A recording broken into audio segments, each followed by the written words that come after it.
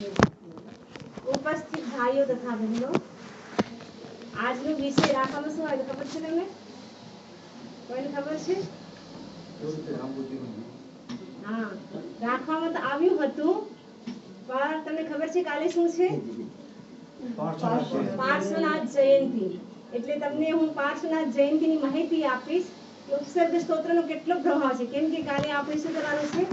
રાતના 108 વાર આપણે ઉપસર્ગ સ્તોત્રનો જાપ કરવાનો, ખબર છે ને તમને? રાતના 9 વાગ્યાથી. એટલા માટે આ જો વિષય આપણે રાખ્યું હતું, લાંબુ જીવન કેવી રીતે જીવીએ, એ આપણે આવતા રહેવાના. આજે આપણે ઉપસર્ગ સ્તોત્રની મહિમા.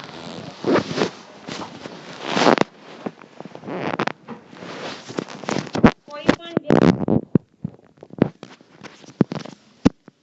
જ્યાં સુધી મંત્રની સાધના ન કરે, એની આરાધના ન કરે, ત્યાં સુધી શક્તિશાળી ન થઈ શકે. તમારે શક્તિશાળી બનવું હોય તો મંત્રની સાધના અને આરાધના કરવી પડશે. શક્તિનું નામ છે મંત્ર અને મંત્રનું નામ છે શક્તિ. બંને જુદા નથી. મંત્ર શબ્દ કેવી રીતે બન્યો? સંસ્કૃતમાં મંત્રી ધાતુથી મંત્રગણ ગુપ્ત ભાષણે, મંત્રગણ ગુપ્ત ભાષણ, યાની મંત્રી શબ્દથી મંત્ર શબ્દ બન્યો. એની મૂળ રૂટ છે એનો મંત્રી. તો મંત્રી શબ્દથી મંત્ર બન્યો છે. એનો મતલબ છે ગુપ્ત બોલવું, ગુપ્ત રાખવું. કોઈ પણ આપણે મંત્રની સાધના કરીએ તો કોઈને પણ કહેવાનું નહીં કે હું આ મંત્રની સાધના કરી રહ્યો છું. કારણ કે આપણે આપણો બીજાને મંત્ર બતાવી દેશું તો એ મંત્ર સિદ્ધ નહીં થાય. જ્યાં સુધી મંત્રની સિદ્ધિ ન થાય ત્યાં સુધી આપણે મંત્રને શું રાખવાનો? ગુપ્ત રાખવાનો. તમે કહેશો કે મંત્રની સિદ્ધિ કેવી રીતે થાય? કયા દિવસોમાં મંત્રની સિદ્ધિ કરવાની ખબર છે તમને? ક્યારે મંત્રની સિદ્ધિ કરવાની હોય છે? વિશેષ દિવસ કયા છે તમને ખબર છે? મંત્ર સિદ્ધિના નવરાત્રી. નવરાત્ર આવે છે ને, નવરાત્રામાં ટાઈમે તમે મંત્રની સિદ્ધિ કરી શકો. કોઈને પણ મંત્ર સિદ્ધ કરવો હોય તો નવરાત્રામાં વિશેષ રૂપથી જાપ કરશો તો બધાયથી પહેલા મંત્રને સિદ્ધ કરવા માટે તમારે 1.25 લાખનો જાપ કરવો પડશે. 1.25 લાખનો. તો એ તમે 3 દિવસમાં કરી શકો, અથવા 9 દિવસમાં, અથવા 27 દિવસની અંદર. તમે કાઉન્ટિંગ કરી લો કે 1.25 લાખ જાપમાં 1160 માળા ફેરવાની હોય છે. ખબર છે ને? 1160 માળા. ખબર ને? 1160 ખબર પડી ગઈ ગુજરાતીમાં? 1160 એટલે તમે જાણે રોજ 60 માળા ગણશો તો તમારો 20 દિવસમાં થઈ જશે જાપ. તમે રોજ 125 માળા ગણશો તો તમારે 9 દિવસમાં પૂરો થઈ જશે. નવરાત્રાના 9 દિવસ હોય એ મહત્વપૂર્ણ હોય છે. તો તમે રોજની 125 માળા કરશો તો 9 દિવસની અંદર તમારો 1.25 લાખનો જાપ પૂરો થઈ જશે. અને 1.25 લાખનો જાપ કર્યા પછી તમે રોજ 1 માળા ગણો. પછી કાંઈ નહીં, ગમે ત્યારે કામ કોઈ પણ કરો નવું, એના પહેલા તમારે શું કરવાનું? 3 વખત બોલી લેશો તો પણ ચાલશે, કેમ કે તમારો એ મંત્ર સિદ્ધ થઈ ગયો છે. અને બીજી વાત છે, મંત્ર સિદ્ધ ક્યારે કરવાનું? હોળી હોય છે ને, હોળી આવે છે તે એ પણ હોળીનો દિવસ પણ પવિત્ર માનવામાં આવે છે. હોળીના દિવસે પણ આપણે મંત્રને સિદ્ધ કરી શકીએ. અને પછી ત્રીજો છે દિવાળી આવે છે. દિવાળીના જો 3 દિવસ હોય છે, ધનતેરસ, પછી શું હોય છે? રૂપ ચૌદસ કે કાળી ચૌદસ? કાળી ચૌદસ. ને પછી દિવાળી. 3 દિવસ હોય છે ને, ધનતેરસ, ચૌદસ ને અમાવાસ્યા. આ 3 દિવસની અંદર તમે 1.25 લાખનો જાપ કરી લો, તમારે સિદ્ધ થઈ જશે મંત્ર. અને પછી ચંદ્રગ્રહણ, સૂર્યગ્રહણ હોય છે ને, જ્યારે પણ ચંદ્રગ્રહણ, સૂર્યગ્રહણ હોય છે એ ટાઈમે તમે જાપ કરશો. તમારે જે પણ તમને મંત્ર આવડે છે એક વખત બધા રિપીટ કરી દેવા જોઈએ. એ ટાઈમે આપણે પૂજા પાઠ કરવાના હોય, મંત્ર કરવાનો હોય, બીજું કાંઈ પણ કામ ત્યારે ન કરવાનું હોય. જ્યારે ચંદ્રગ્રહણ, સૂર્યગ્રહણ થતું હોય, જેટલી વખત થાય, જેટલો ટાઈમ હોય એ ટાઈમે તમારે શું કરવાનું? થઈ શકે તો તે દિવસે આંબિલ કરો. આંબિલ ન કરી શકો તો ઓછામાં ઓછું તે દિવસે તમે શું કરો? વધારેથી વધારે જાપ કરો, જેટલી વાર સુધી ચંદ્રગ્રહણ, સૂર્યગ્રહણ ચાલે. તો ચંદ્રગ્રહણ, સૂર્યગ્રહણ, દિવાળીનો દિવસ, હોળીનો દિવસ અને નવરાત્રાનો દિવસ, આ એવા દિવસો છે ત્યારે આપણે મંત્રની સિદ્ધિ કરી શકીએ. તો મંત્ર સિદ્ધ ક્યારે થાય? કેમ કે જ્યાં સુધી આપણું મન સ્થિર ન હોય ત્યાં સુધી, મન અને મંત્ર જ્યારે એકમેક થઈ જાય ત્યારે મંત્ર સિદ્ધ થાય. તમે 1.25 લાખનો જાપ કરી લીધો, તમારું મન તો ક્યાંય ને ક્યાં ભટકતું હોય તો એનો લાભ થાય નહીં. એટલા માટે કબીરદાસ કહે છે, માલા તો કર્મે ફરે, માલા તો કર્મે ફરે, જીભ ફીરે મુખ માહી. માલા તો કર્મે ફીરે, જીભ ફીરે મુખ માહી. મનડું તો ચહુદિશી ફીરે, મનડું તો ચહુદિશી ફીરે, એ તો સ્મરણ નાહી. હાથમાં તો આપણે માળા ગણીએ છીએ અને મોઢાની અંદર શું ચાલે છે? જીભ ચાલે છે અને મન ચારો દિશામાં ચાલે છે, ચારો દિશામાં ચક્કર લગાવે છે. એ સ્મરણ કહેવાય નહીં. આપણે મંત્રને સિદ્ધ કરવો હોય તો શું કરવું પડશે? મન અને મંત્ર જ્યાં સુધી એકમેક નહીં થાય ત્યાં સુધી મંત્ર ચૈતન્ય નહીં બને, અને જ્યાં સુધી મંત્ર ચૈતન્ય નહીં બને ત્યાં સુધી આપણાને સિદ્ધિ થશે નહીં. ઘણા વ્યક્તિ કહે છે કે અમે આટલા કરોડો જાપ કરી લીધા, અમને તો કશું ફળ ના મળ્યું, અમને તો કશું એનો ચમત્કાર ન થયો. ચમત્કાર કેમ ન થયો? કેમ કે તમારું મન, તમે મંત્રનો જાપ પણ કરો છો અને સાથે સાથે તમારું મન પણ ભટકે છે, એટલા માટે એનો ચમત્કાર થયો નહીં. મંત્રમાં બહુ શક્તિ છે. આધ્યાત્મિક દૃષ્ટિમાં કહેવામાં આવે છે કે મંત્રથી આપણે આત્માનો સાક્ષાત્કાર કરી શકીએ છીએ, આત્મજ્ઞાન પ્રાપ્ત થાય છે અને કર્મની નિદ્રા તો થાય છે, એની સાથે સાથે આત્મ સાક્ષાત્કાર મંત્રના પ્રભાવથી થાય છે. મંત્રની પરિભાષા કરવામાં આવી, મનનાથ ત્રાયતે ઇતિ મંત્ર. જો મનથી આપણી રક્ષા કરે એનું નામ છે મંત્ર. મનનાથ ત્રાયતે ઇતિ મંત્ર. જો મનથી આપણી રક્ષા કરે એનું નામ છે મંત્ર. કેમ કે કહેવામાં આવ્યું છે, એવું કોઈ પણ અક્ષર નથી જેમાં મંત્ર બનવાની તાકાત ન હોય, એવું કોઈ પણ મૂળ્યું નથી જેમાં ઔષધિ બનવાની તાકાત ન હોય, એવું કોઈ પણ મનુષ્ય નથી જેમાં ક્ષમતા ન હોય, પણ યોજકસ તત્ર દુર્લભ. એનું મેનેજમેન્ટ કરવા વાળો વ્યક્તિ દુર્લભ છે. બધામાં બધી શક્તિ છે, પરંતુ મેનેજમેન્ટ કરવા વાળો વ્યક્તિ દુર્લભ છે. હવે આપણા અંદર પ્રશ્ન છે કે મંત્રનો આટલો બધો પ્રભાવ છે, તો ઘણા વ્યક્તિ કહે છે અમને તો કાંઈ નથી થતું. એનું કારણ શું? કે મન સ્થિર નથી. વર્તમાન સમયમાં આજ પણ મંત્રનો એટલો બધો ચમત્કાર છે, પહેલાના જમાનામાં હતો એટલો આજ પણ છે, પરંતુ મન જ્યાં સુધી સ્થિર નહીં હોય ત્યાં સુધી ચમત્કાર નહીં થાય.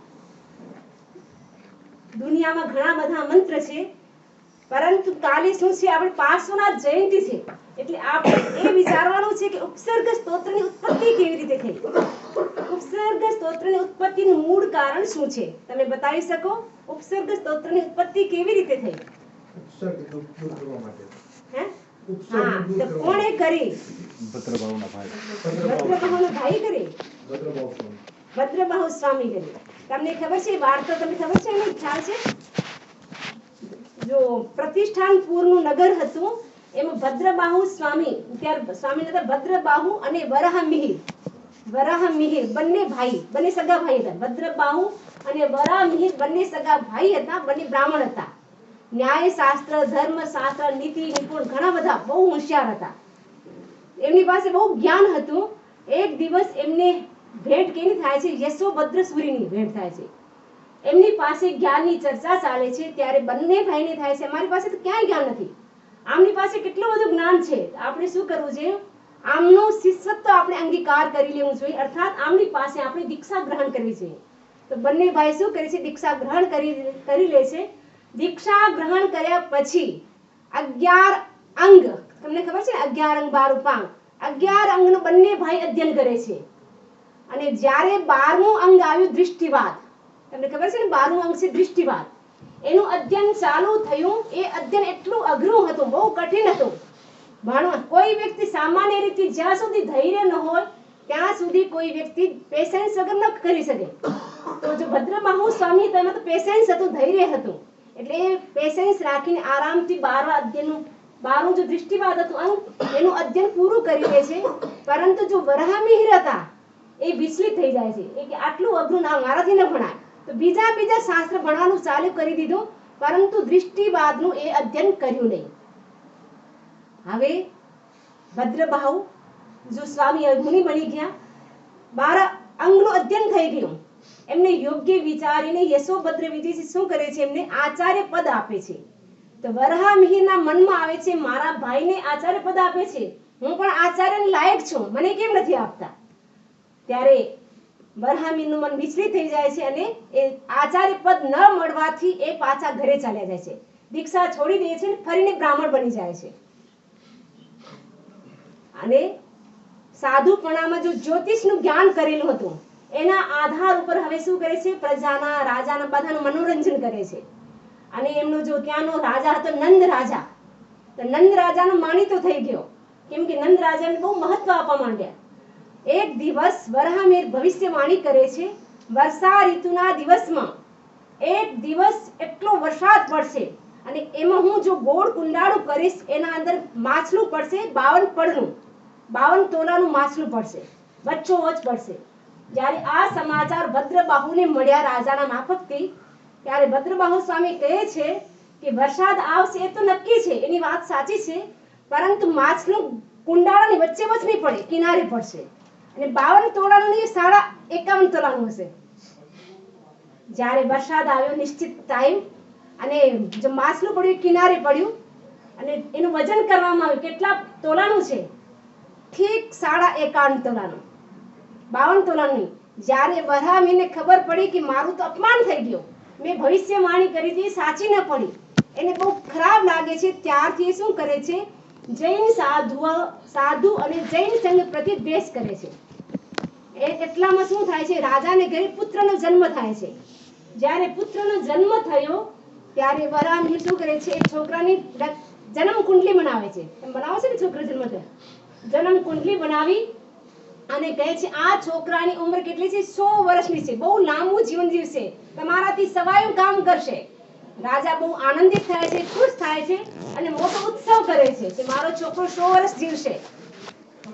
એમને આશીર્વાદ આપવા માટે બધા ધર્મગુરુ આવે છે, પરંતુ તમને ખબર છે કોણ નથી આવતું, ભદ્રબાહુ સ્વામી નથી આવતા. ત્યારે વરાહમિહિરને એના પ્રતિ દ્વેષ હતો, કેમ કે ભાઈ આચાર્ય બની ગયા અને આચાર્ય પદ ન મળ્યું, એટલા માટે કે તમને રાજાજી ખબર છે બધાય લોકો બધાય ધર્મગુરુ આવ્યા છે, એક નથી આવ્યા, તમને ખબર છે, ખબર પડી જાણી જાણી ઉકસાવવા માટે. તો રાજા પૂછે છે કોણ નથી આવ્યા, કે ભદ્રબાહુ સ્વામી નથી આવ્યા, આવો મોટો અવસર છે, એટલો ઉત્સવ તમે મનાવ્યો છે અને ભદ્રબાહુ સ્વામી આશીર્વાદ આપવા નથી આવ્યા. ત્યારે જો એમનો રાજાનો જો મંત્રી હતો એ જૈન હતો, ત્યારે કહે છે તારા ગુરુ કેમ ના આવ્યા, બધા ગુરુ આવી ગયા, તારા ગુરુ કેમ ના આવ્યા. મંત્રી કહે છે હું પૂછીને બતાવીશ. ત્યારે ભદ્રબાહુ સ્વામી કહે છે અત્યારે તો બધા ધર્મગુરુ આવ્યા છે, અત્યારે મારી જરૂર નથી, જ્યારે રાજાને જરૂર પડશે ત્યારે હું આવીશ. એક પ્રસંગમાં બે વાર મારે આવવાની શું જરૂર, કારણ આ જો છોકરો જન્મ્યો છે એને 7મા દિવસે મૃત્યુ છે, બિલાડીથી મૃત્યુ થશે. ત્યારે આ મંત્રી રાજાને બધી વાત કરે છે કે 7મા દિવસે આ છોકરાની મૃત્યુ છે અને બિલાડીથી થશે. ત્યારે રાજા શું કરે છે, જેટલા પણ બિલાડી હતા બધાને શું કરે છે, બારી કાઢી મૂકે છે, કોઈને પણ રાજ્યમાં રાખતા નથી. એક પણ બિલાડી રાજ્યમાં હશે એને સજા મળશે. તો બધાએ બિલાડીને બારે મૂકી દીધા અને રાજા કે હવે કેવી રીતે મૃત્યુ થશે, કેમ કે બિલાડીથી મૃત્યુ થવાની છે.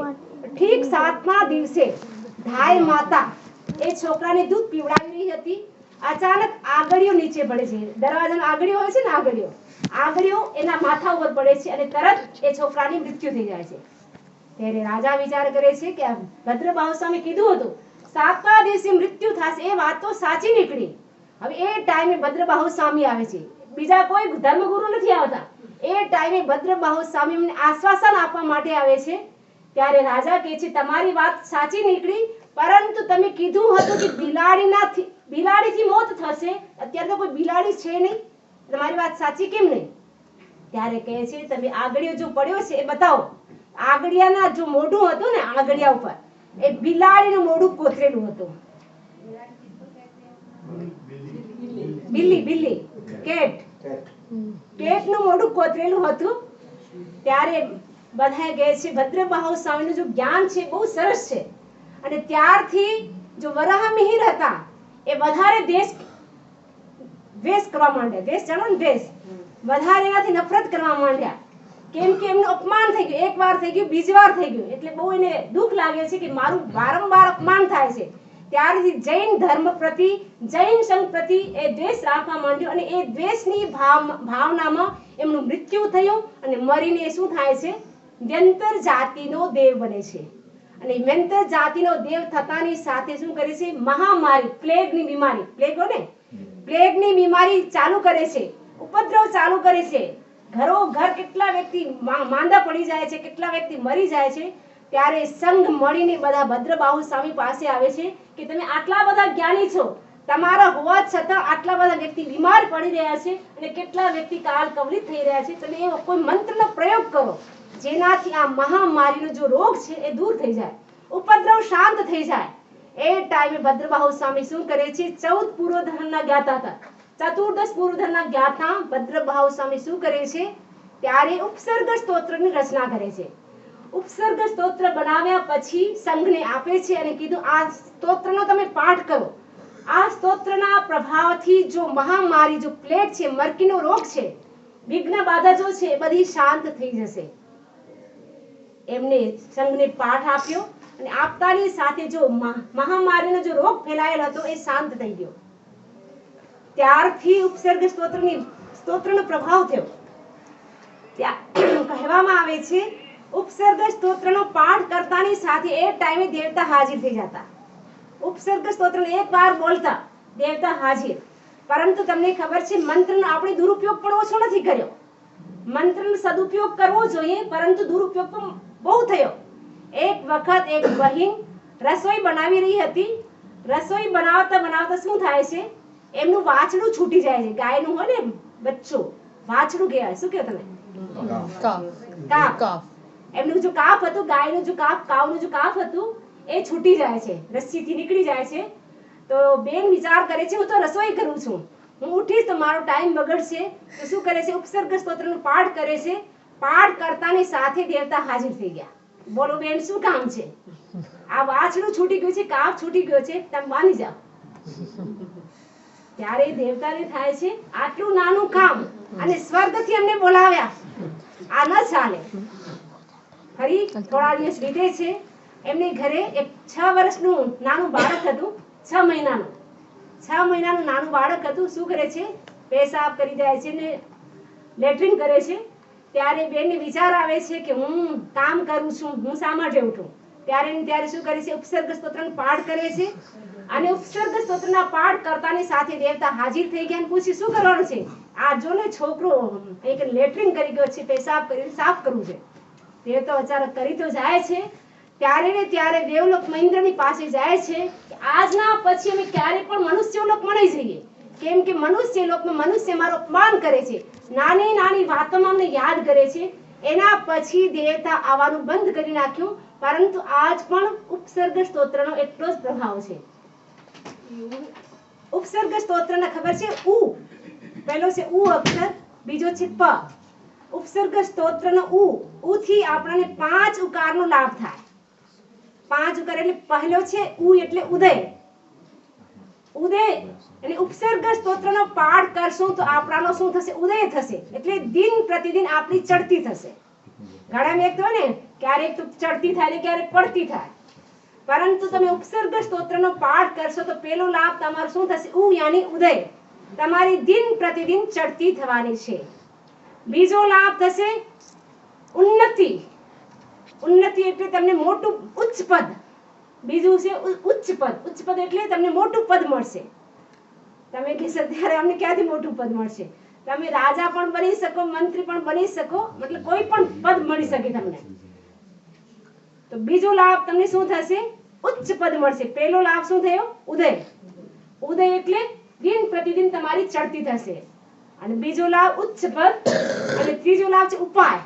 ઉપાય એટલે ઈષ્ટ પ્રાપ્તિના સાધનો તમને મળી જશે. તમને જો પણ ઈષ્ટ સાધન માટે જો સાધન જોઈએ ઈષ્ટ પ્રાપ્તિ માટે, એ સાધનો તમને મળી જશે.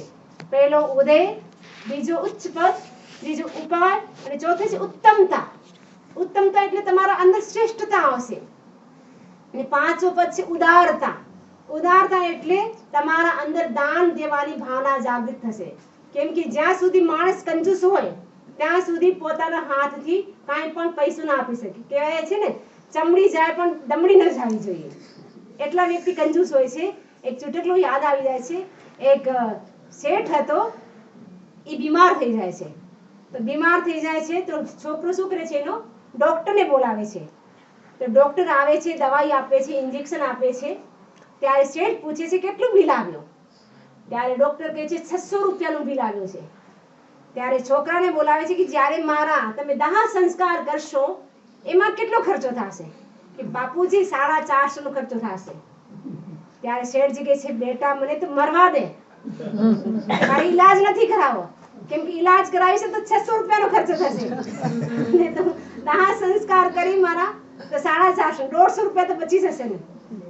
તો વ્યક્તિ કંજૂસ હોય છે, શું કરે છે? પોતે પણ નથી ખાઈ શકતા અને બીજાને પણ નથી ખવડાવી શકતા અને પોતાનો ઈલાજ પણ નથી કરાવી શકતા. તો આપણે આના પાંચમો લાભ શું થશે? ઉદારતા આવશે આપણા અંદર, યાની દાન દેવાની ભાવના જાગૃત થશે. ઘણા વ્યક્તિ થોડુંક દાન આપે છે, નામ મોટું કરે છે. અમે ક્યારે ક્યારે હોય છે ને ભવનમાં, મંદિરમાં પંખા ઉપર 3 પાંખડી પર જુદું જુદું નામ હોય છે કે અમુક સંતને આટલા રૂપિયા આપ્યા છે, અમુક સંતને આટલા રૂપિયા આપ્યા છે. દાન પણ કેવું હોય છે? ગુપ્ત દાન હોવું જોઈએ. કહેવામાં આવે છે એક હાથને આપણે આપીએ તો બીજા હાથને પણ ખબર ન પડવી જોઈએ એવું ગુપ્ત દાન આપવાનું હોય. પરંતુ આપણે તો પેલું નામ થાય ત્યાં તો બધું આપીએ, નામ ન થાય ત્યાં આપણે પાછળ હટી જઈએ. તો ઉપસર્ગ સ્તોત્રનો પાઠ કરશો તો તમને 5 ઉકાર એટલે ખબર પડી ગઈ ને. ઉદય થશે તમારો, ઉચ્ચ પદ મળશે, ઉપાય સારા મળશે તમને, અને ઉત્તમતા આવશે અને ઉદારતા આવશે. અને 5 પ્રકાર બીજો છે પ છે ને પ, 5 પ્રકારનો પણ તમને લાભ થશે. 5 પ્રકાર કયા? પી, 5 પી, 5 પી. પહેલો છે પી એટલે પુણ્ય મળશે તમને. તમે ઉપસર્ગ સ્તોત્રનો પાઠ કરશો તો તમારું પુણ્ય વધતું જશે. બીજો તમને શું લાભ થશે? પાપનો ક્ષય થશે. બીજો પી શું છે? પાપનો ક્ષય થશે. અને ત્રીજો પી છે પ્રીતિ, પ્રીતિ વધશે એટલે તમે લોકપ્રિય બની જશો. ઘણા કહે છે અમને કોઈ ઈચ્છે નહીં, અમે તો વાત કરી પણ કોઈ અમારથી વાત નથી કરતું. લોકપ્રિયતા વધી જશે તમારી, બધાને તમે સારા લાગશો. હા હસુભાઈ આવે છે, રાજીભાઈ આવે છે, અમુક સંદા આવે છે, બધા તમારી પાસે આવશે. લોકપ્રિય બની જશો. આખા લંડનમાં ગમે ત્યાં જશો તમારાથી દરેક લોકો વાત કરવાની ઈચ્છા કરશે, આગળ આવશે. અમે અમારાથી વાત કરવી છે. તમે એટલા લોકપ્રિય બની જશો. ચોથો લાભ છે પદ્મા. પ એટલે પદ્મા, પદ્મા એટલે લક્ષ્મી. તમારે ઘરમાં લક્ષ્મી સ્થિર થશે. નહીં તો લક્ષ્મીનો સ્વભાવ શું છે ખબર છે ને તમને? ચંચલા. લક્ષ્મીનું નામ છે ચંચલા. લક્ષ્મી હોય ક્યારે પણ સ્થિર ન રહી શકે, એ આમ તેમ ફરતી હોય. પરંતુ જે ઉપસર્ગ સ્તોત્રનો પાઠ કરે છે એના ઘરમાં લક્ષ્મી પણ સ્થિર થઈ જાય છે. તો ચોથો લાભ શું થઈ ગયો? પદ્મા એટલે લક્ષ્મી તમારા ઘરમાં સ્થિર થઈ જશે. અને પાંચમો લાભ શું થશે? પ્રભુતા. પ્રભુતા એટલે દરેક કામમાં તમે આગળ રહેશો. અગ્રેસર હોય ને, આપણે શું કરીએ? એક વ્યક્તિ તમે આગળ થાઓ, હું તો પાછળ કામ કરીશ. પણ તમે ઉપસર્ગ સ્તોત્રનો પાઠ કરશો તો તમને તમારા અંદર પ્રભુતા આવશે. એટલે તમે દરેક કામમાં આગળ રહેશો, કોઈને પણ પાછળ રાખશો નહીં. કોઈનાથી તમે પાછળ નહીં રહો, આગળ હંમેશા તમે રહેશો. ઉપસર્ગ સ્તોત્રથી આ બધું લાભ થાય છે. અને એની સાથે ઉપસર્ગ સ્તોત્ર એટલી બધી મહિમા છે, એનાથી બધા વિઘ્ન દૂર થઈ જાય છે, ઉપદ્રવ દૂર થઈ જાય છે. અને કહેવામાં આવે છે, શાસ્ત્રોમાં કહેવામાં આવે છે કે જેને પુત્ર નથી હોતો એને પુત્ર થઈ જાય છે. જેની પાસે ધન નથી એ કુબેર જેવું બની જાય છે. જો સામાન્ય વ્યક્તિ છે એ પણ રાજા જેવું કામ કરી શકે છે, એટલું બધું એને મળે છે. તો ઉપસર્ગ સ્તોત્રનો આપણે પાઠ તો કરીએ, પરંતુ જ્યાં સુધી આપણાને અર્થ ન આવડે ત્યાં સુધી ખાલી તોતા રટનથી કાંઈ પણ લાભ ન થાય. ખબર છે ને તમને? અર્થ આવડે છે કોઈને ઉપસર્ગ સ્તોત્રનો કે નથી આવડતો? તમે ઉપસર્ગ સ્તોત્ર 118 કાલ પાઠ કરી લીધો પણ મીનિંગ તમને ખબર ન પડ્યું તો તમને એટલો બધો લાભ નહીં થાય. કોઈ પણ આપણે મંત્ર કરીએ તો આપણે એનું મીનિંગ સહિત ચિંતન કરીએ તો એમાં ડબલ લાભ થાય. ઉપસર્ગ સ્તોત્ર આપણે ક્યારે કરવાનું, કેટલી વખત કરવાનું? કહેવામાં આવે છે કે આપણે કોઈ પણ ઉપદ્રવ, વિઘ્ન, બાધાને દૂર કરવું હોય, આપણા ઘરમાં શાંતિ રહે અને બધી રીતે બરાબર થાય, એના માટે રોજ 108 વાર ઉપસર્ગ સ્તોત્ર કરવાનું. અને એ પણ ઉપસર્ગ સ્તોત્ર ક્યારે કરવાનું? બ્રહ્મ મુહૂર્તના સમયમાં. બ્રહ્મ મુહૂર્ત ખબર છે તમને? ક્યારે હોય છે? પરોઢે એટલે 4 વાગે. ઠીક છે ને? ઠીક બ્રહ્મ મુહૂર્તના સમય 108 વખત. અને એની વિધિ પણ કેવી છે ખબર છે? વિધિ શું છે? બધાયથી પહેલા આપણે આસન ગ્રહણ કરવાનું. કયું આસન? સુખાસન, પદ્માસન. જે આસનમાં તમે સ્થિરતાની સાથે બેસી શકો એ આસન ગ્રહણ કરવાનું. આસન ગ્રહણ કર્યા પછી પગ ઊંચા નીચા નથી કરવાના, ડોક નથી હલાવવાની, આમ તેમ જોવાનું નથી. આપણે શું કરીએ છીએ? મંત્રનો માળા પણ કરીએ છીએ, આમ તેમ જોતા રહીએ છીએ. તો તમે પહેલા બધાથી પહેલા શું કરવાનું છે? આસન ગ્રહણ કરવાનું. એકદમ સ્થિરતાની સાથે તમે બેસી શકો એ આસન ગ્રહણ કરવાનું છે. બીજું શું કરવાનું છે? મૌન કરવાનું છે. મંત્રનો જાપ કરીએ ત્યારે વચ્ચે વચ્ચે વાતું નથી કરવાની, એકબીજાની સાથે વાતું નથી કરવાનું. તો બીજું કામ કરવાનું છે, તમારે મૌન કરવાનું છે. અને ત્રીજું કામ કરવાનું છે, ચિત્તને સ્થિર રાખવાનું છે. કેમ કે જ્યાં સુધી પહેલા મેં બતાવ્યું ને, જ્યાં સુધી આપણું ચિત્ત સ્થિર ન થાય ત્યાં સુધી મંત્ર સિદ્ધ થાય નહીં. એટલા માટે ત્રીજું આપણે કામ શું કરવાનું છે? ચિત્તને સ્થિર રાખવાનું છે. અને શાસ્ત્રમાં તો અહીં સુધી કીધું છે કે મંત્રનો જાપ કરવો હોય તો જીભ પણ હલાવવાની નહીં, એકદમ ધ્યાનસ્થ થઈ જવું જોઈએ. મંત્ર અને મન એકદમ એકમેક થઈ જવું જોઈએ. આપણે એમ કરીએ ને, એનાથી એટલો બધો લાભ નથી થતો. જ્યારે આપણું એકમેક તાદાત્મ્ય મંત્રની સાથે સ્થાપિત થઈ જશે ત્યારે એ સિદ્ધ થશે. તો મંત્રમાં જીભ પણ ન હલાવવી જોઈએ. એટલી બધી આપણા અંદર હેવી એકાગ્રતા આવી જાય, કન્સન્ટ્રેશન આવી જાય તો એ થઈ શકે. પરંતુ એ ન થઈ શકે. મન જેનું વધારે ભટકતું હોય એને તો બોલીને કરવાનું, પણ જેનું મન સ્થિર થઈ ગયું હોય એ એકદમ મૌનની સાથે ધ્યાનની સાથે પણ કરી શકે. આપણી દિશા કઈ હોવી જોઈએ? જ્યારે આપણે મંત્રનો જાપ કરીએ ત્યારે આપણું મોઢું કઈ દિશામાં હોવું જોઈએ? ખબર છે તમને? પૂર્વ અથવા ઈસ્ટ યા નોર્થ? તમને ખબર છે ઈસ્ટમાં શા માટે કરવું જોઈએ, નોર્થમાં શા માટે કરવું જોઈએ? ખબર છે એનું કારણ? ખબર છે? તમારે આધ્યાત્મિક વિકાસ કરવો હોય તો તમારું મોઢું ઈષ્ટની તરફ રાખવું જોઈએ. તમને લાગે કે અમારી ઘરમાં વારંવાર વિઘ્ન બાધા આવે છે, તો વિઘ્ન બાધાને તમારે દૂર કરવું હોય તો નોર્થની તરફ મોઢું રાખવું જોઈએ. અત્યારે ખબર છે નોર્થ કેવું છે? ઈસ્ટ હા શું છે? ઠીક છે ને, તમે જોઈ લેજો. તમને એમ લાગે કે વિઘ્ન બાધા વારંવાર આવે છે તો વિઘ્ન બાધાને દૂર કરવા માટે મોઢું રાખવાનું આપણું નોર્થની તરફ. અને આધ્યાત્મિક વિકાસ કરવો હોય તો આપણે મોઢું રાખવાનું પૂર્વ દિશા એટલે ઈષ્ટની તરફ રાખવાનું. દિશાનું પણ નિર્ધારણ કરવું જોઈએ. અને એની સાથે સાથે આપણે શું કરવાનું છે કે ઉચ્ચારણ શુદ્ધ હોવું જોઈએ. તમે ઉચ્ચારણ શુદ્ધ નહીં કરો તો એનો પ્રભાવ પણ ઓછો થઈ જશે. તમને ખબર છે એક શેઠ હતા, એ દરરોજ 1 કલાક નવકાર મંત્રનો જાપ કરતા હતા. પરંતુ નવકાર મંત્રના જાપથી પ્રભાવ સારો થાય છે પણ એનો થોડો પ્રભાવ ઓછો થઈ જશે. કારણ શું? તો નવકાર મંત્ર 1 કલાક જાપ કરતા, પૂરો જાપ કરતા, તો નવકાર મંત્રના પ્રભાવથી 35 સૈનિક રક્ષા કરવા માટે આવી જાય છે. એક દિવસ શેઠને ગાંવ જવાનું થાય છે અને પહેલાના જમાનામાં કોઈ પણ જાતું ઊંટ ગાડી અથવા બેલગાડી પર જતા હતા. અને શેઠ વિચાર કરે છે કે હું બેલગાડી કરી ઊંટ ગાડી કરીશ તો ભાડું પડશે, એટલા માટે પેદલ જાય છે, પગે ચાલીને જાય છે અને સથવારો કરી લે છે. 5-7 ભાઈ સાથે જાય છે અને ચાલતા જંગલ આવી જાય છે. ત્યારે જંગલ આવે છે ત્યારે શેઠ વિચાર કરે છે આટલા જંગલમાં રાતના સમય ચાલુ સારું નથી, તો બધા શું કરે છે? તંબુ તાણીને ત્યાં રહી જાય છે. અને શેઠ બધાને કહે છે તમે દરેકને શું કરવાનું છે? એક માળા ગણવાની છે નવકાર મંત્રની, અને હું 1 કલાક જાપ કરીશ પછી સુઈ, તમે બધા સુઈ જાઓ માળા ગણીને. શેઠ 1 કલાક સુધી નવકાર મંત્રની માળા ગણે છે અને એક અંગૂઠો રાખે છે પાણીની અંદર અને પાણી મંત્રિત થઈ જાય છે અને પાણીને શું કરે છે? ચારે બાજુ તંબુની ચારે બાજુ રેડી દે છે. એના પછી આરામથી શેઠ સુઈ જાય છે. અને રાતના ટાઈમે ડાકુને ખબર પડે છે કે શેઠ સાહેબ આવ્યા છે, આજે સારો અવસર છે લૂંટવાનો. તો ઘણા બધા ડાકુ આવે છે, પરંતુ ડાકુ શું જોવે છે? 35 લોકો ચમચમાતી તલવાર લઈને રક્ષા માટે ઊભા છે અને એમાં એક વ્યક્તિ એવો છે જેનું ધડ તો છે પરંતુ શિર નથી. બચારા ડાકુ તો 5-7 હતા, 35 લોકોને જોઈને ભાગી જાય છે. બીજે દિવસે આવે છે, બીજે દિવસે પણ આમ જ. હવે ત્રીજે દિવસે ડાકુને વિચાર આવે છે આપણે શેઠથી મળી મુલાકાત કરી અને પૂછીએ કે તમે રાતના ટાઈમે કોને બોલાવો છો? ત્યારે શેઠ સાહેબ કહે છે હું તો કોઈને નથી બોલાવતો, કે તમારે રાતના ટાઈમે તંબુની ચારે બાજુ 35 લોકો હોય છે, એમ એક વ્યક્તિ એવો હોય છે જેને ધડતો હોય છે, ગરદન નથી.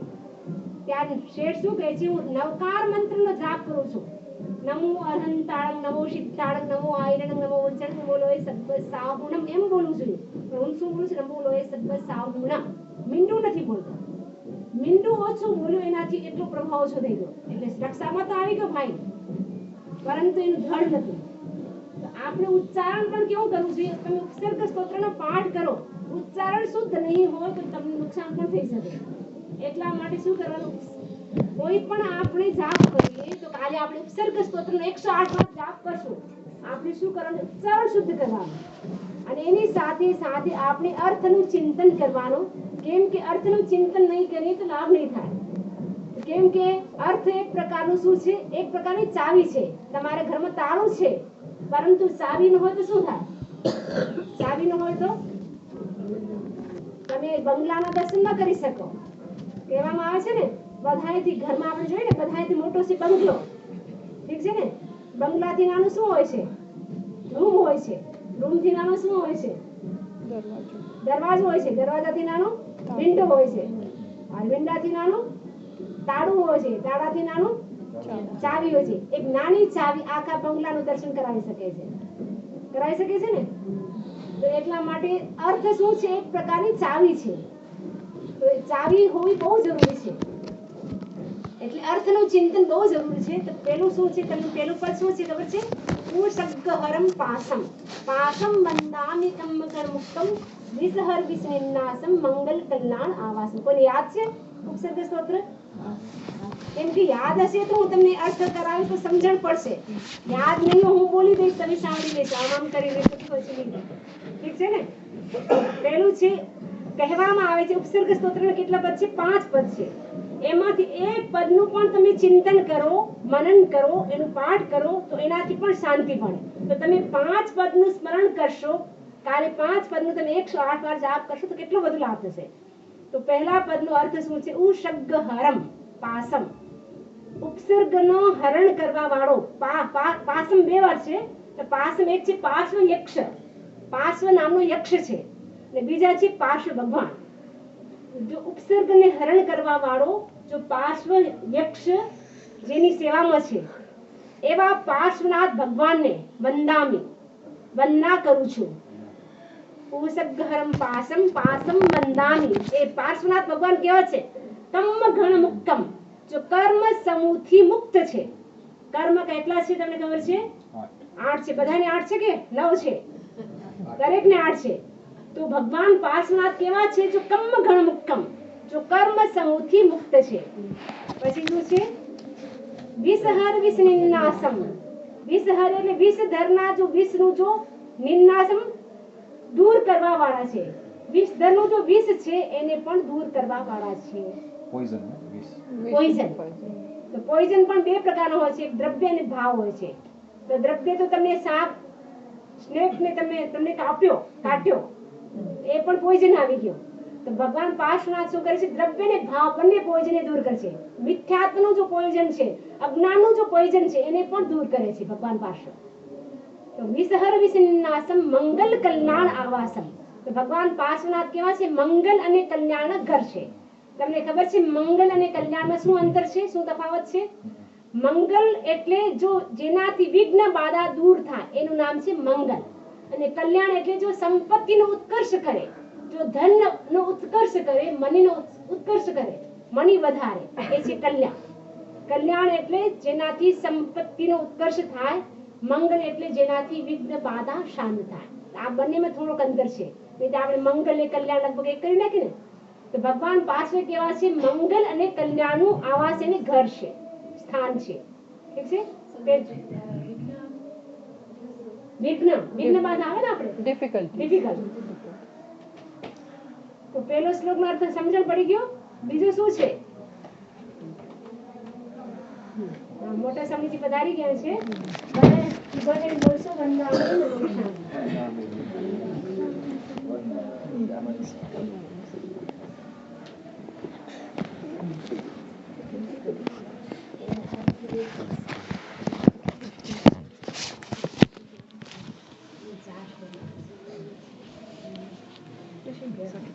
Easy not to try. Sit properly.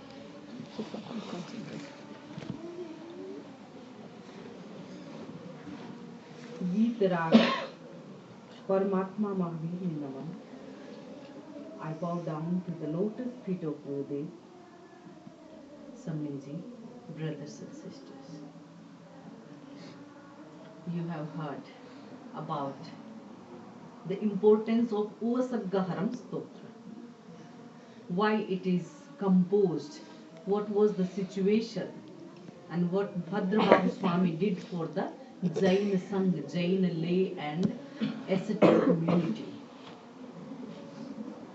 So the day is tomorrow, and I think it is very, very important for you people doing 108 time Uvasaggaharam is difficult. But we Samniji will do, and we will take you there. When you do some, there is some captain, some master, or someone is there, and we join them, and we can go that par. Navigator. Navigator. Tom music sometimes take through the long way. No, don't know shortcut. But even we know shortcut. So you're Garmin then. Because it is our subject, and by the grace of Gurudev, and by the we have this experience, because I think I have started Uvasaggaharam more than 30 years back. I used to do 27 days Ekashna and 27 times recitation. But now we got that mantra should be on that day if we do 108 times, and that is very good for whole year for us. So this is about her, and let me take little bit about Priksha meditation, because last 8 lectures we did about Kayutsa, and still I can do more 8 or 10 lectures on Kayutsa, because it is the basic and it is the highest practice of Jain meditation. And many Western scholars recited that this is original practice of Jain meditation. Now I would like to move a bit, and that is internal trip, Antar Yatra. Antar Yatra is the second step of Priksha meditation. Yatra, the word yatra itself is a very, very important word. Because jatra ma jaiye chhe, farwa jaiye chhe, घूमने जा रही हैं. And even if you ask the Rishi and Kili or small kids, they are also excited. This time our Papa is taking to Palitana. This time our dad is taking us to Kenya. Sometime like to the parents' house, sometime India, sometime Africa, sometime, because it is like adventure and try to know something new. As Sanskrit poet wrote, Kshane Kshane Yan Navata Mupaiti Tadev Rupam Ramaniyataya, where there is something new and that is attractive. And that's why you see the nature is always constantly changing. There was flower and leaves on the tree. Now they are bare. There is nothing. But soon the spring will knock on the door of the nature, and there is flowers blooming. So this is the change, and we all change. If every day someone is cooking roti, shak and dal chawal, then they say, you have the same menu.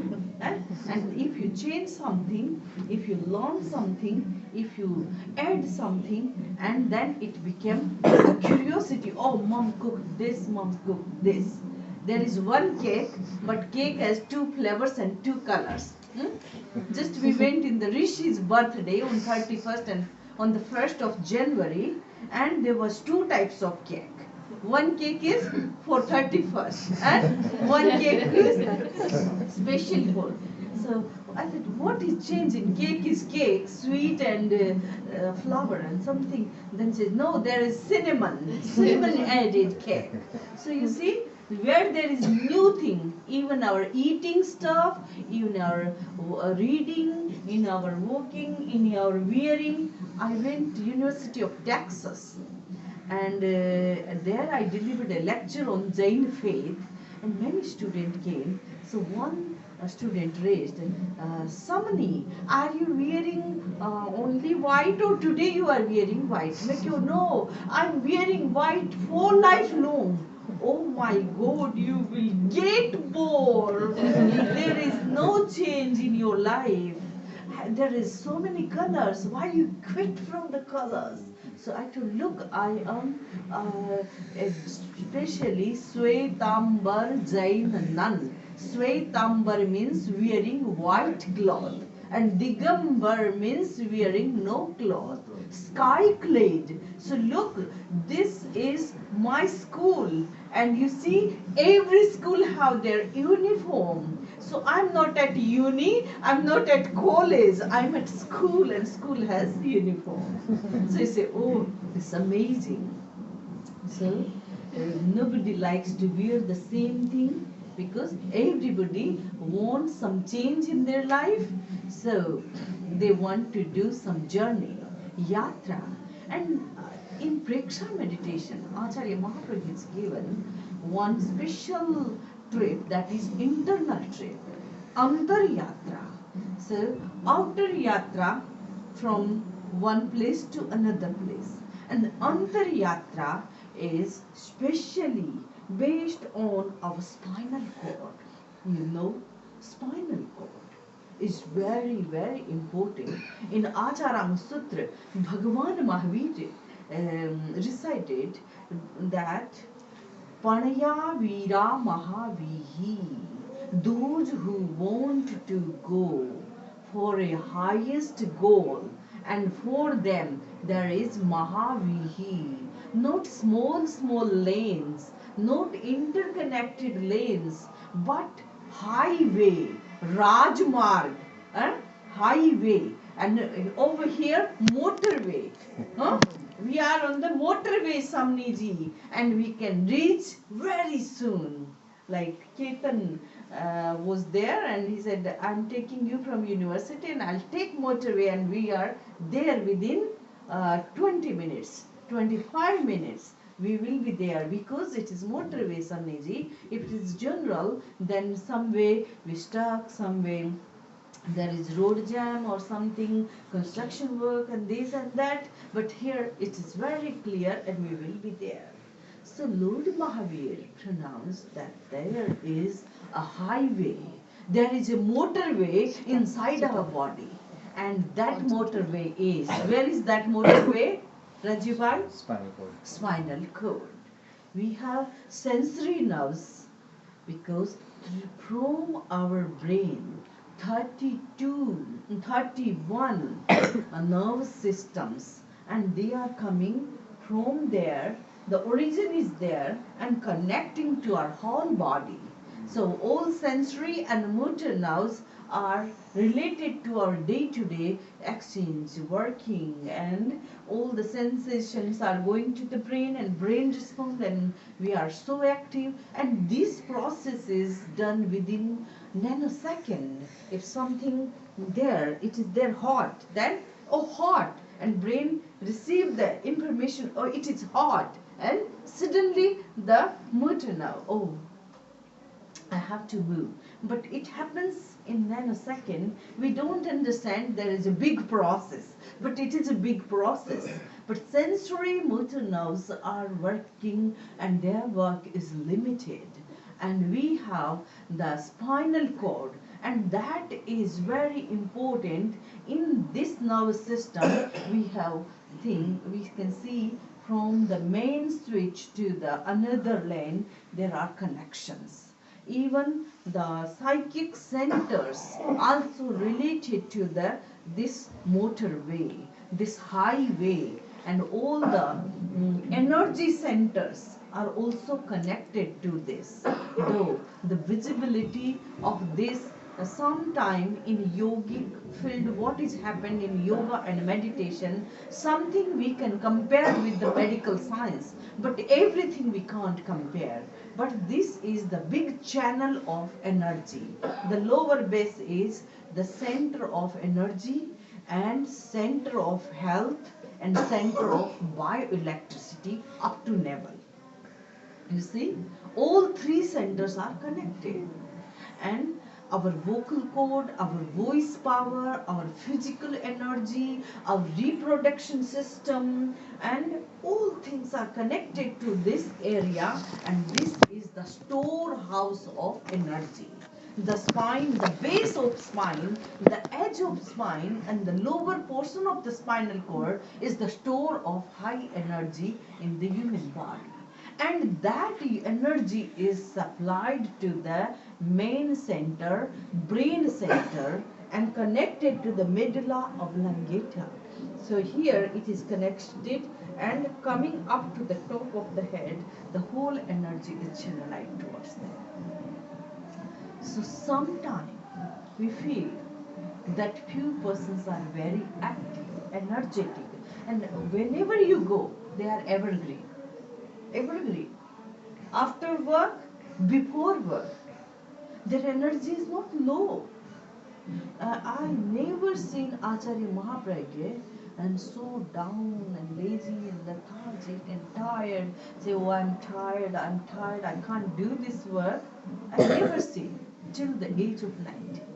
Never ever I have seen him saying or expressing on doing this. No. Always active, always peaceful, jubilant, joyful, and energetic. And I think the channel was open. And that channel, so while inhaling, if we take our breath is the vehicle. Inhaling, we travel towards the lower edge of spine, and exhaling, we travel towards the top of the head. So, the medium is our breath and our mental journey. There is no road map. When here we used to go, okay, today we want to go Derasar by means on foot. So, okay, what is Derasar number? Which is the road? This is Kenton Road, and go straight. You will be there. And even so nice system in London, but for our physical road map, not so clear, though anatomy and physiology, the knowledge of anatomy and physiology, Acharya Mahapragya added to Praksha meditation, and that's why it's very easy to understand that the whole energy we can take up, Chetananu Urdhvarohan. We can move the energy, the what is downward, according to the Kundalini philosophy, according to the Hindu tradition, there is a Kundalini, and it is like a serpent power, and its mouth is down. And in the tradition, because yoga is yoga, yoga is like water, and in water, if you put rose, then it is pink. If you mix milk rose, it is like white is pink. And if you put cardamom soup, then it's green. And something, if whatever you add to the water, it gives you that impression. And the same way, when yoga is added to the tradition, Hindu tradition has a bit different philosophy, Jain tradition has its own philosophy, and other traditions also have their own philosophy. And the philosophy is the base of spiritual practice and meditation. And that's why the Panaya Vira Mahavihi, the Mahan Path, the Rajmarg and highway is for the great man, because normally a common man is paying attention up to here to have their child and to just for digestion system. They never think about the higher plane, the journey of the higher plane. And this is for common man, it's for reproductive system, for digestive system, or eating and living and sleeping peacefully. That's it. But those who want to enhance their energy and those who make the energy curve higher, not down, and working efficiency higher, then this is very important practice. And just take the breath in and travel down. So let me give you a little bit practice of it. First 3 times Maha Pran Sama.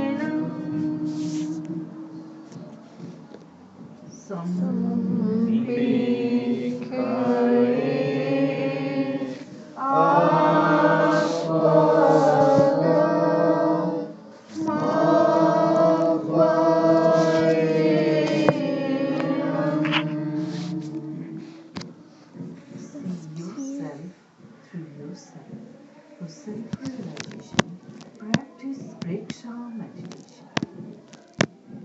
I am practicing Preksha meditation for the purification of my psyche.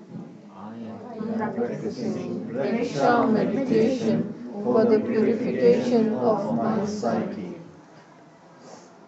The first step of meditation is relaxation.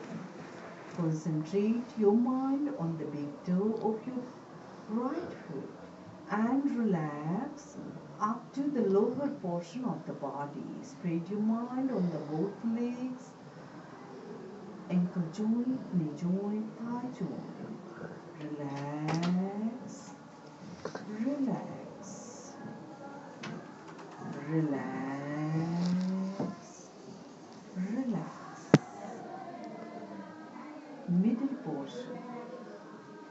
Relax, relax, relax. Upper portion. Relax, relax.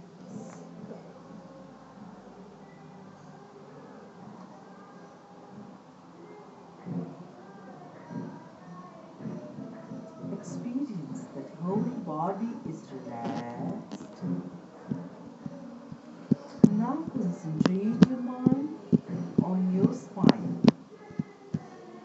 Inhale and try to take your breath up to the bottom of spine, lower edge of spine.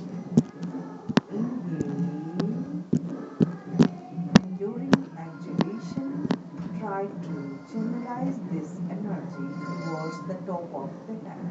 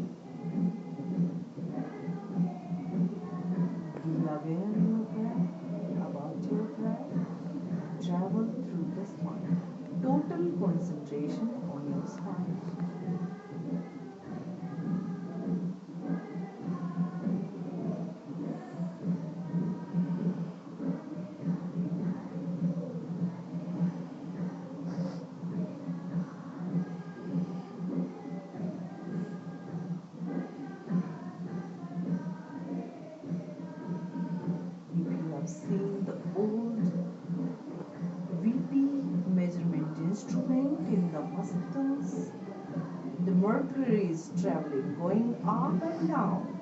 In the same way, while you inhale, go down, exhale, the mercury ball is going up. In the same way, the energy is going up to the top of the head. Inhale.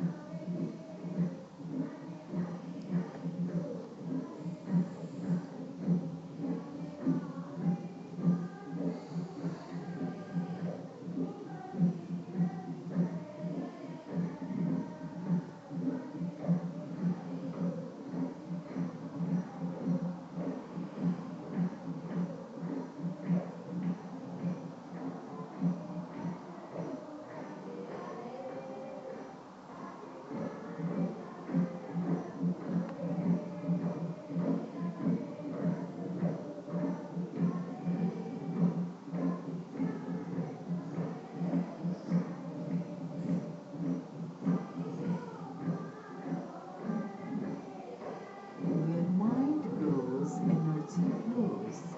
Just keep your mind concentrating on your spinal cord.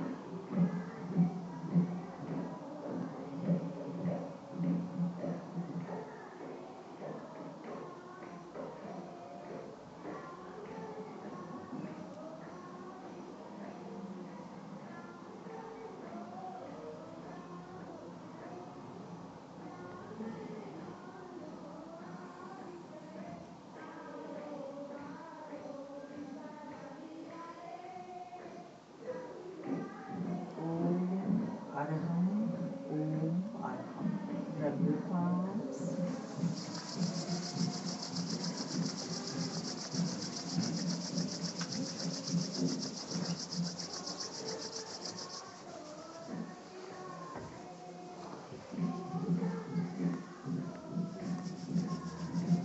Any question about internal trip?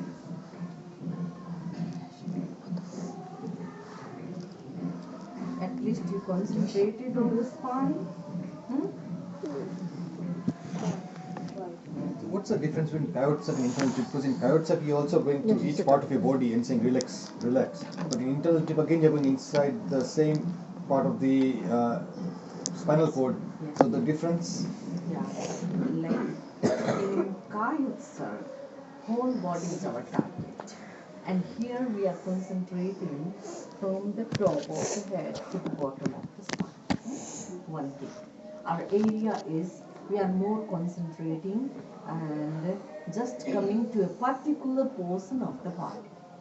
And as I told, the whole wiring system and connection of the Nadi and the electromagnetic fields is connected to, all the psychic centers is also connected to it. According to Hindu philosophy, all the chakras, all the chakras, maybe Sahasrara and all have connection to it. And in same way, the psychic center also have the connection to it.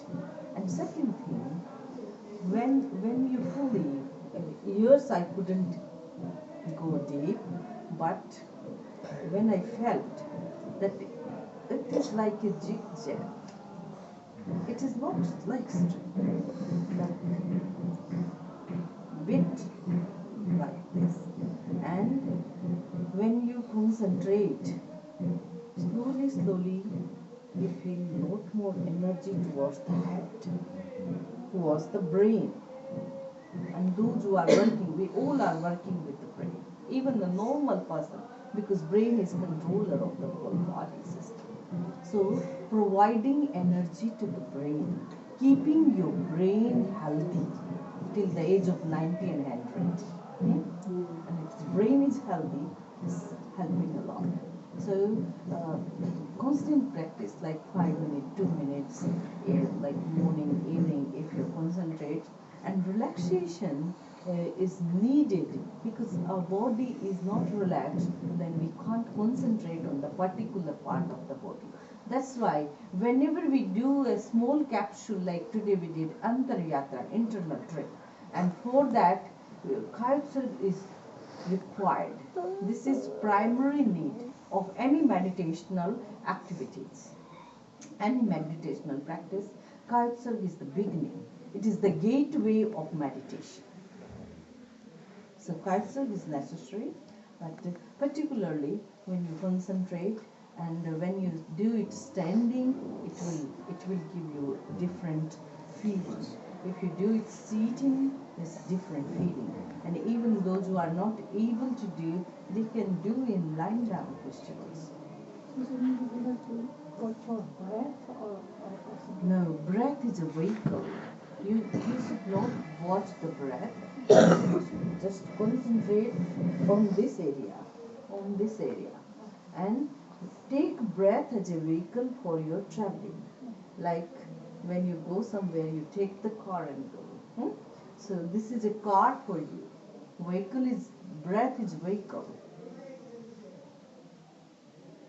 Going down, then coming up.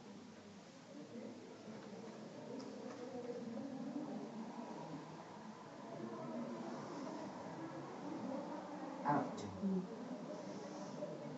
Down. Coming up. From here, journey is there, and journey is here. So it's easy to understand. When you are exhaling, it's coming up. Yes.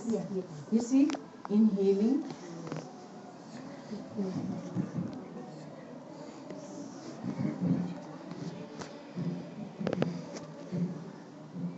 You have a rope and a bucket, and you are putting in the well. Then taking up. Then in the way going down and taking up. Have you seen with the blood pressure measuring? When doctor measure, then that mercury ball is going up and mercury ball is going down. In the same, like sometime if we have some imaginative outer factor, that is also helping hand for meditation. So this mercury ball of the blood pressure measurement instrument is very, very good analogy for that, an internal trip, because it is standing and it has a like small space, and the mercury ball is going up and coming down. Have you seen? Huh? No. So even imagining a skeleton, like that also helps to see the spine. Yes.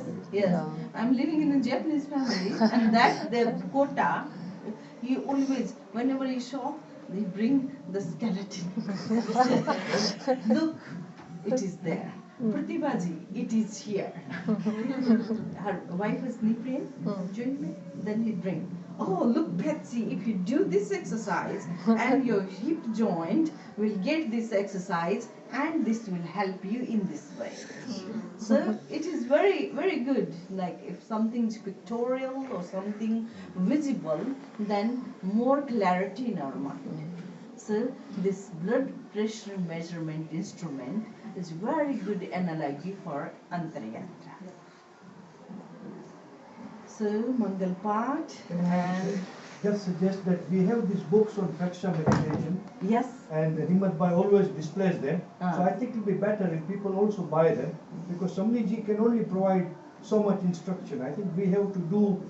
yeah. If you do ourselves, study, because then you feel. we have the Yes, books, a you know. small booklet on Antaryatra is available. so many books there. Yes. I mean, literally books, so many on Praksha And the meditation. mirror of the self is written in English by Acharya Mahapragya, and it's very easy. All the steps of Praksha meditation in English.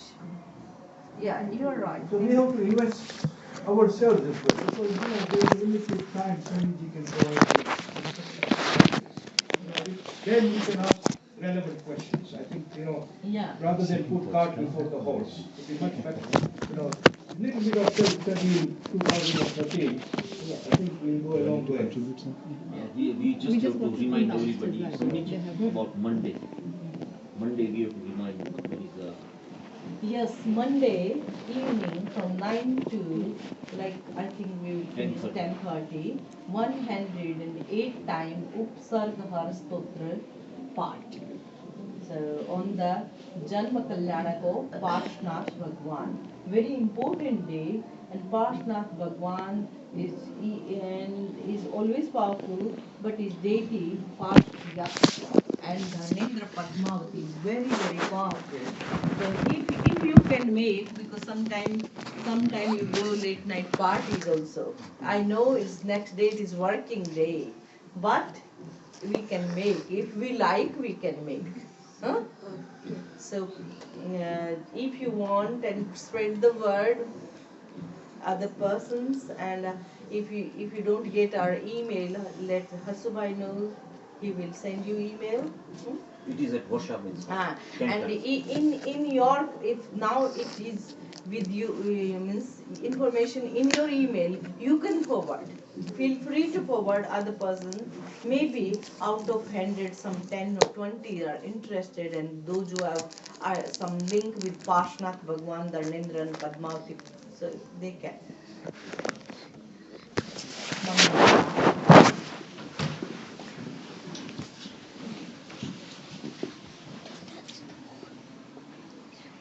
चत्तारि मंगलम अर्हंता मंगलम सिद्धा मंगलम साहु मंगलम केवली पन्नतो धम्मो मंगलम चत्तारि लोगुत्तमा अर्हंता लोगुत्तमा सिद्धा लोगुत्तमा साहु लोगुत्तमा केवली पन्नतो धम्मो लोगुत्तमो चत्तारि शरणं पवज्जामि अर्हन्ते शरणं पवज्जामि सिद्धे शरणं पवज्जामि साहु शरणं पवज्जामि केवली पन्नतं धम्मं शरणं पवज्जामि विघ्न हरण मंगल करण स्वाम भिक्षुनो नाम गुण ओलख समरण किया सरे अचिंत्या काम अंगूठे अमृत बसे लब्धितना भंडार श्री गुरु गौतम समरिये मन वांछित फलदातार ओम ह्रीं नमः ओम गौतम स्वामी नमः